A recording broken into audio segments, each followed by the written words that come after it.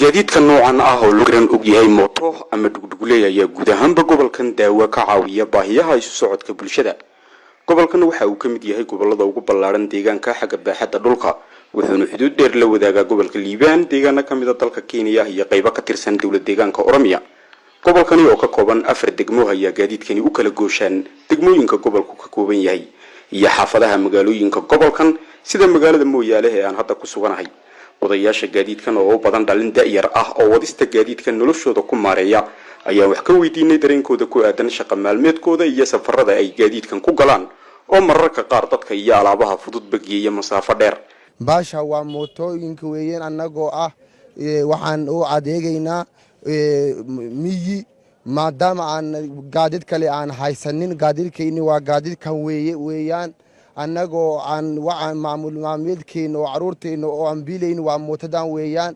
saas darteed waxaan maalin dhow u imaaday niman oo mootadeen oo aan wax u biilayn ayuu qabayuu imaaday, laakiin ilaahay dartiis hadda waxaas waa nabadgelyo weeye. taasna waa la joojiyey, nabadgelyo weeye. laakiin dawladda waxaan xusanaynaa waxaan noonal maameedkeena waxaan u biilaynaa mootadan weeye. mootad fara badan buu jirta oo aan haysano oo la xirayaa jirta jubruugi mootadaasna in la sii daayo aan dawladda xusanaynaa. waxaan caruurtayn u biilaynaa waa mootadan weeye. nabadgelyada hadda wadankana waa nabadgelyada waa ilaalinaynaa maalin iyo habeen annaga nabadgelyada waa ilaalinaynaa.